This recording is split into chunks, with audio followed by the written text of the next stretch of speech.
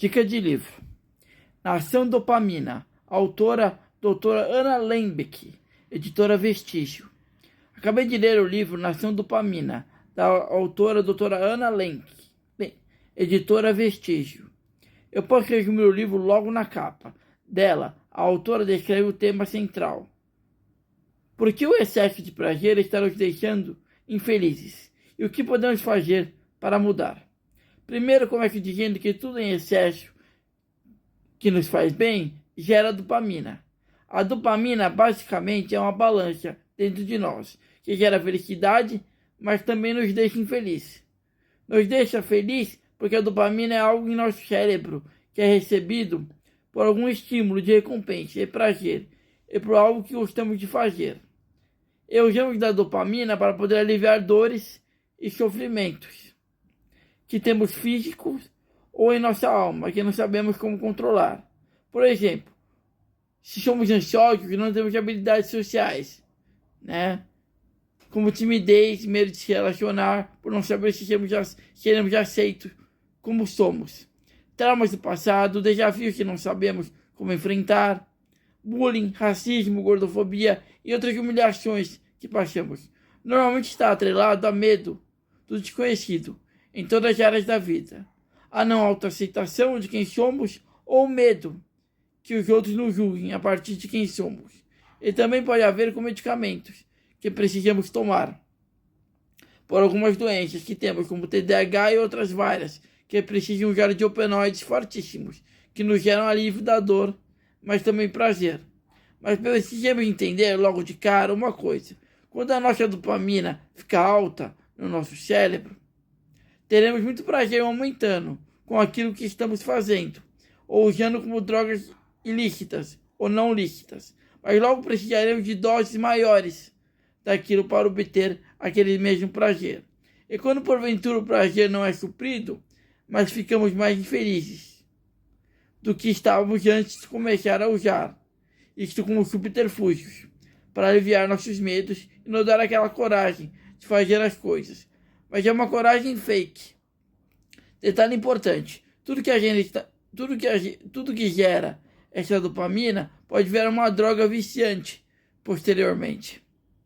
Então, nosso cérebro precisa viver em constante equilíbrio, porque a dopamina no cérebro basicamente é um estímulo dos neurônios parecido com uma balança. Então, de um lado está a felicidade, do outro está a dor e sofrimento, e no meio está o equilíbrio.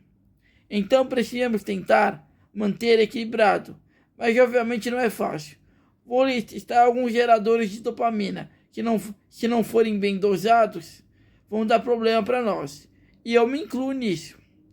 Trabalho, redes sociais, televisão, notícias, comida, álcool, leitura, esportes, compras, jogos, sexo, drogas como cocaína e maconha, anfetamina ilegal, remédios que são drogas controladas, como remédios antidepressivos, fluoxetina, ansiolíticos como alprazolam, hipnóticos como zolpidem para dormir, Rivotril, e os opioides para dores e muitos outros que podem ser aditivos perigosos se não usados com parcimônia, com equilíbrio e controle.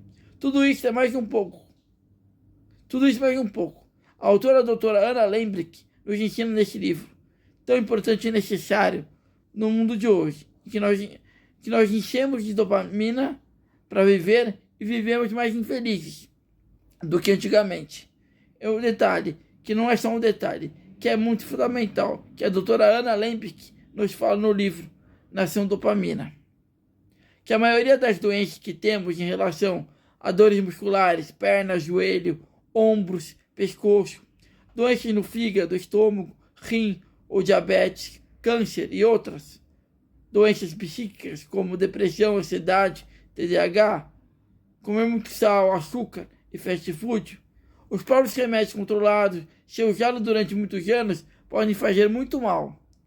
Tudo na realidade está atrelado ao mal, o uso da dopamina, que é o estímulo do cérebro ao prazer. Tudo em excesso faz mal. Então, sabendo que tudo em excesso faz mal, temos que buscar controlar as dopaminas da nossa vida e, se puder, tentar diminuir os medicamentos, doses, que às vezes geram mais doenças do que a cura. A autora fala de tentar ficar sem essa dopamina, né, que a gente chama de abstinência. Por um mês, os primeiros dias é mais difícil de lidar com os problemas que a gente mascara quando usa essa dopamina, com as dores, mas passando os primeiros dias, e você chegar a um mês sem essa dopamina, você começa a nem sentir falta dela. Óbvio que nós somos seres individuais e os limites são diferentes, cada caso é um caso. Mas para se abster de algo, é interessante pedir ajuda de um profissional, psicólogo. Se tiver família por perto, melhor ainda. Agora, para se abster de medicamentos, é necessário consultar um médico, para ele poder diminuir a dose gradativamente, para você fazer o desmame com calma. Tem casos que você precisa tomar remédio com rejeito. E se não souberem como encontrar equilíbrio, busque ajuda de profissionais adequados. Algumas dopaminas você consegue aprender a controlar e nem precisa tirar do seu dia a dia. Outras você tem que se livrar, porque não tem jeito. Mas isso vai de cada caso. Não é muito fechado em termos de tratamento. A autora, além de falar sobre como funciona este equilíbrio que precisamos ter de prazer e dor, ela fala que a dopamina é fundamental. Não pode deixar de existir na nossa vida, mas precisamos buscar o equilíbrio. Se aquela dopamina não der para equilibrar, temos que tirar fora e colocar uma outra dopamina mais saudável. Ela fala no livro sobre exemplos de pessoas que ela atendeu, sobre vícios que eles tiveram que tratar. Fala dos desafios dos resultados que eles conseguiram e explica um pouco do método que ela criou, que vou abordar para vocês aqui. Ela usou as próprias letras da palavra dopamina para criar esse método. Ficou assim, dopamina. O primeiro de dados é que ela analisa o quanto tempo o paciente usava da dopamina e com qual frequência. O segundo é o O, de objetivo, em que o uso da dopamina escolhida ajudava em que sentido? Tipo, depressão e ansiedade. O terceiro é o P, de problemas, em que o uso da dopamina estava prejudicando, né? E o quarto é o A, de abstinência, que seria o método de ficar um mês sem usar a dopamina, como subterfúgio para dor ou para medo de algo. Claro que no caso de medicamentos, diminuir de forma controlada com auxílio de um médico. O quinto é o M, de mindfulness, que é quando a falta da dopamina vai te fazer sentir mais mal do que bem, e como enfrentar esse momento. O sexto é o I, de insight, que é quando o paciente percebe que a causa dele procurar o subterfúgio na dopamina acabou. Por exemplo, não se sente mais depressiva. O sétimo é o N, de novos passos, que não se precisa mais da dopamina para sobreviver. O oitavo é o último, é o E, que significa experimento, que é o pós-abstinência, onde a dopamina está ajustada, está equilibrada entre prazer e sofrimento. Óbvio que às vezes temos recaídas, então de novo voltamos a traçar as novas metas. O primeiro é o autocomprometimento, de jogar tudo de fora que impulsiona que a dopamina volte, até os relacionamentos, se for o caso. É o que chamamos de comprometimento físico. Outro método é autocomprometimento cronológico, que é colocar limites de tempo e metas para o uso da dopamina. E o último método é o autocomprometimento categórico, que é retirar e fugir de tudo relacionado à dopamina utilizada.